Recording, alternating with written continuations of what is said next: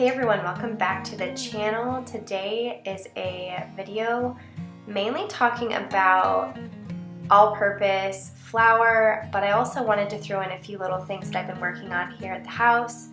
My flower garden, as you guys can see, is in full bloom, so we've been enjoying cutting flowers and making bouquets and putting them on our table, as well as gifting them to other people who may come over.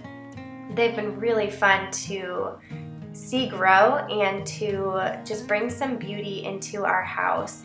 I usually just take a mason jar, fill it halfway up with water, and prune off some of the leaves and put a nice little delicate bouquet on our kitchen counter. And the boys have had a lot of fun too, cutting their own flowers and making little jars to put around the house. And it's just been really fun to see them bloom and to see them just bring color into our kitchen. And so this is just one of the things that we love about summer.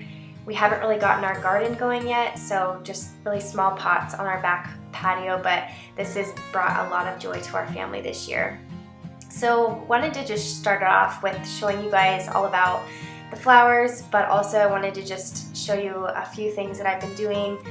Just getting little things done around the house, cleaning out butter dishes, which sounds super mundane, but if you have a butter dish that's dirty, just getting it clean and sparkling it up makes you feel better in the kitchen and just makes you feel like you've been productive. So today I just got some flowers on the table, did a little clean out of the butter dish, and then we went ahead and did some all-purpose flour out of freshly milled grain that I did. And so I was really excited to shoot this video because it's been on my heart a lot to teach you guys how to make more of a light, fluffy flour out of grain that has been milled, which is more traditionally heavier, thicker, has the bran and the germ in it, and so I want to show you guys that in a little bit.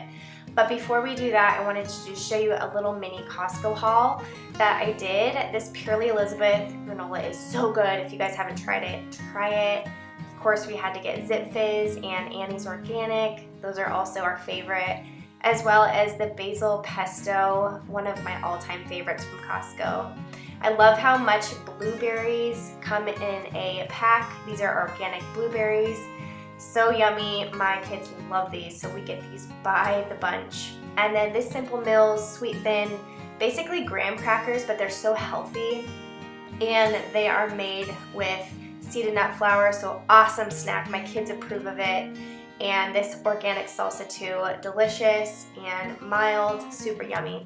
Can't pass up the rotisserie chickens. They're $4.99 at Costco, and we love this maple syrup. It is such high quality. We go through it so fast and love buying that every time I'm at Costco. This avocado oil spray is the bomb for everything. It has a high smoke point. Got the chomps there, and then this bread, so funny. My kids recommended and requested store-bought bread because I've been home making our bread for quite a while now, so it's a treat to get store-bought bread. And it has very little included added sugar, only 2 grams, and so I felt good getting that. Anything over 2 we're not really gonna do, and so that flew, but my kids were super excited about the store-bought bread, which is hilarious. And then obviously chomps, we love those, and these oats, which are delicious, and they're organic, and I love that Costco sells them. So if you're at Costco, do yourself a favor, grab that bag of oats to make all sorts of yummy things. The next thing over here that we ran out of was this all-purpose organic unbleached flour. I like to have that on hand, as well as the grains that I mill, which I'll show you in a little bit. And then we love these organic Freezy Pops from DB's Organics. Also, so yummy for the summer, and they do not have any artificial dyes in them. This Dubliner Kerrygold cheese is super high quality too. It is organic. It has grass-fed cows that make that cheese, and just so good, delicious, delicious. As well as some tropical fruit for smoothies, and then this grass-fed butter here. This rivals Kerrygold butter, and it's a couple dollars cheaper. And again, grass-fed butter. That's really important to get grass-fed butter.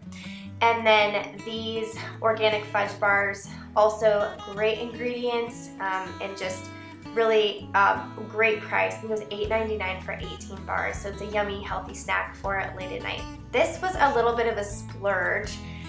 Normally I don't like to buy this kind of stuff, but they are so delicious. They taste exactly like Chick-fil-A nuggets. The only problem is, which I'll show you here, is they are made with soybean oil, canola oil, and a little bit of sugar, and as you guys know, those are all inflammatory oils, terrible for your body, but that was our little splurge from Costco. I also picked up some king size pillows because we are getting a king size bed soon, so we had to upgrade, get some pillows, diapers, and obviously some toilet paper, so just some basic staples from Costco today. Here are my wheat berries. This is what a wheat berry looks like, and this is what I use to make flour. So it's kind of cool to see if you haven't seen this. We have a wheat mill. It's called the Mock Mill, and I highly recommend it. It's actually called a grain mill, but same type of thing. So what we do is any kind of recipe, whatever it calls for, I always add a cup more. So in this case, we were making chocolate chip cookies, and it called for 2 cups of flour, so I added 3 cups of wheat berries to my mock mill and ground up the flour. It grinds up so nice and thin, and you'll see that it's probably kind of hard to see in the video. I was trying to get it in good lighting, but there's wheat, it's like whole wheat, but sometimes with whole wheat, it just makes the cake and the bread and whatever you're doing, it just makes it more heavy. And I wanted a more lighter, more of an all-purpose flour, so I went ahead and started to strain out the germ and the bran from this flour. As you can see in just a second, I was trying to get the angles right with the lighting, but it's really coarse flour. It's pretty heavy. And I didn't know this when I first started baking with it. I was pretty disappointed with my first loaf of bread. It was just like very thick and heavy, and it didn't turn out all that well. And I searched the internet for videos to show me how to make an all-purpose flour. I have all these wheat berries, and I wasn't going to settle for a whole wheat type of bread all the time. So I found a video and I learned, and I wanted to show you guys what I'm doing here. I have the finest mesh strainer that you can buy. I will link it in the description box below. But it basically filters out all of that germ and bran from the flour, creating a nice refined white flour, as you can see right here. Obviously, not any chemicals are in it. It's straight from the wheat berry, but there's a very stark contrast between the more brown germ and bran versus the white flour. So this right here is the white all-purpose flour that I just created, and that is the germ and the bran. You can see it's a lot more brown, and I don't waste this. It's about a cup. I go ahead and give it to my chickens, so this is definitely not going to waste, but it is much heavier and it's very coarse, and it is a lot harder to bake with, and so I'm so thankful that I went ahead and strained it all out for this nice white thin flour. And that's basically the process. It doesn't take a lot of effort. I really love it because with a grain mill, you just mill what you need, and usually with recipes you only need about 2 to 5 cups at the very most.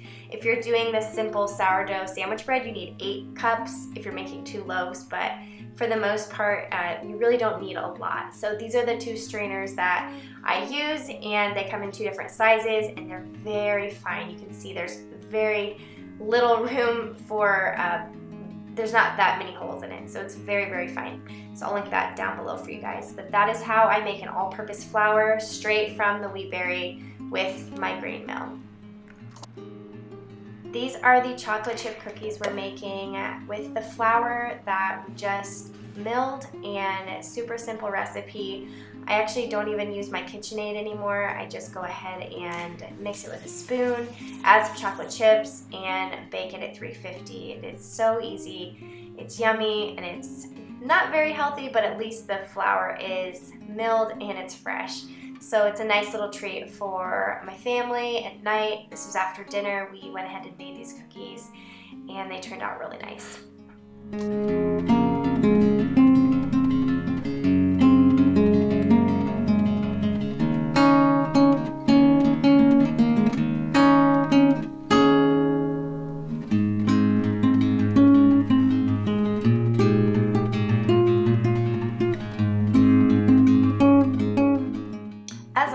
Thanks so much for tuning in and watching.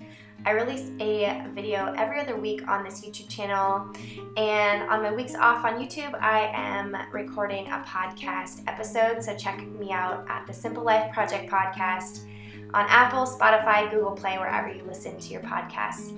I'll see you next time.